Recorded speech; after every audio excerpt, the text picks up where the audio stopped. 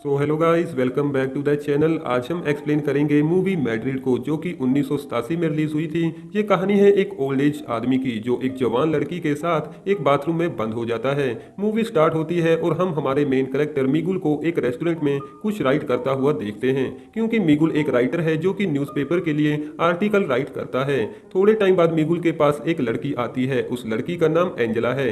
Angela एक journalist है और वो मिगुल पर एक ऐसे लिखना चाहती है, क्योंकि मिगुल एक फेमस राइटर है। जिसके बाद वो दोनों आपस में कुछ बातें करते हैं।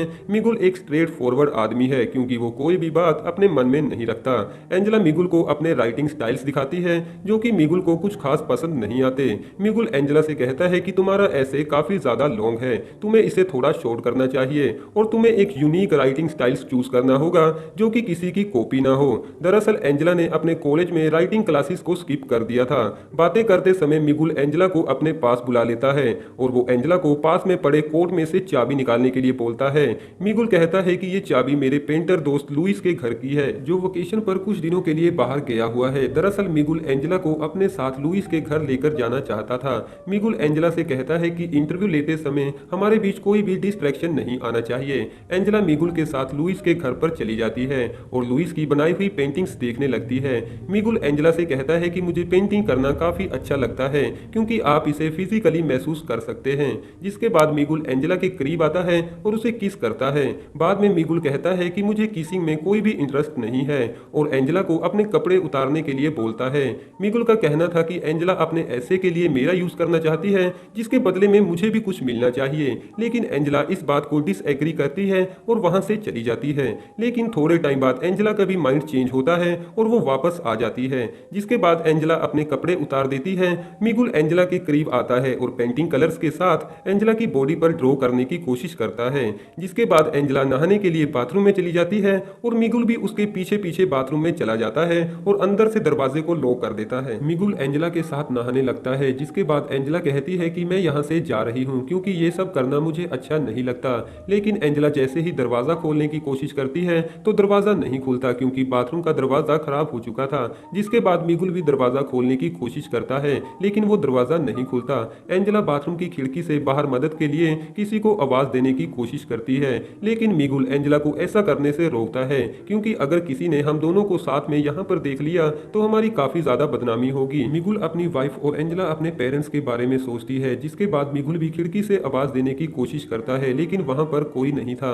उसके बाद वो दोनों आपस में कुछ बातें करते हैं, जहां पर मिगुल एंजेला से पूछता है कि तुम्हारे फादर क्या काम करते हैं। एंजेला कहती है कि वो मिलिट्री में है और वो जैसे ही अपने फादर का नाम मिगुल को बताती है तो मिगुल एंजेला के फादर को पहले से ही जानता था और वो एंजेला की बड़ी सिस्टर को भी जानता था। मिगुल कहता है कि जब तुम्हारी बहन एक्टिंग सीख रही थी तो हम दोनों फ्रेंड्स हुआ करते थे और मैं उसे लाइक भी किया करता था, लेकिन उसने मुझे रिजेक्ट कर दिया। मिगुल एंजेला से कहता है कि तुम्हारे फादर और तुम्हारी सिस्टर की आपस में बिल्कुल भी नहीं बनती थी, वो दोनों बहुत ज्यादा फाइट करते थे।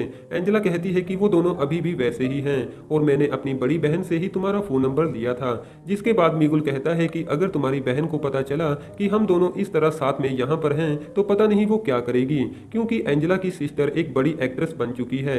एंजेला कहती है कि मेरी बहन को लगता है कि तुम एक अच्छे राइटर नहीं हो और तुम्हारे बारे में लोग क्या सोचते हैं, क्या तुम्हें इससे कुछ फर्क पड़ता है। मिगुल कहता है कि क्या तुम अभी भी मेरा इंटरव्यू ले रही हो। मिगुल एंजेला के पास आने की कोशिश करता है, लेकिन एंजेला उससे दूर जाकर बैठ जाती है और एंजेला से कहता है कि अगर हमने यहाँ पर कुछ भी नहीं किया तो हमारी टेंशन और भी बढ़ती जाएगी। लेकिन मिगुल को बुरा लगता है, क्योंकि जो वो सोच रहा था ऐसा कुछ नहीं हो सकता था, क्योंकि वो एक ओल्ड मैन है, तो ऐसे में कौन सी यंग लड़की उसके करीब आना चाहेगी।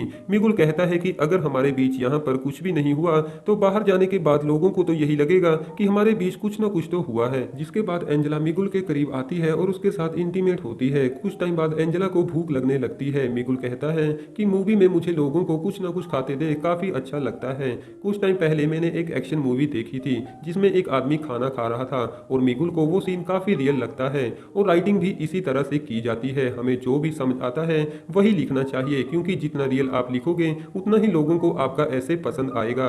मिगुल के पॉइंट्स ऑफ व्यूज काफी नेगेटिव थे और वो एंजेला से अच्छी तरह से बात भी नहीं कर रहा था, जहां पर एंजेला को लगता है कि जैसे मिगुल मुझे डांटने की कोशिश कर रहा है। यहाँ पर एंजेला मिगुल से गुस्सा हो जाती है और उससे कहती है कि अगर तुम्हारे पास एक्सपीरियंस है तो क्या तुम मुझे ऐसे ही डांटोगे। एंजेला का गुस्सा शांत होने के बाद मिगुल एंजेला को फिर से खिड़की के बाहर आवाज लगाने के लिए बोलता है, लेकिन अभी भी खिड़की के बाहर कोई नहीं था।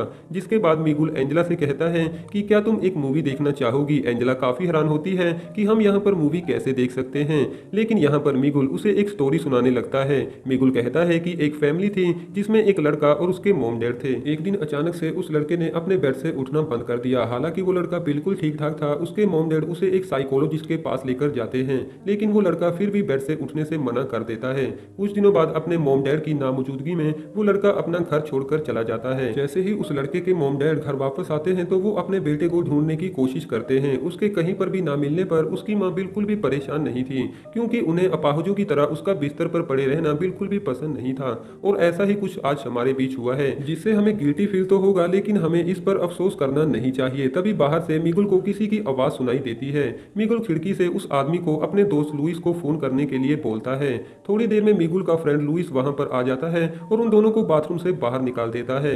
एंजेला मिगुल से कहती है कि हमारे बीच आज जो भी हुआ ये सिर्फ एक इंसिडेंट था। ये बोलने के बाद एंजेला वहां से वापस अपने घर चली जाती है, जहां पर ये मूवी भी खत्म हो जाती है। वेल, तो कैसी लगी आपको ये वाली मूवी? कमेंट द्वारा अपना कीमती सुझाव हमें जरूर दीजिएगा।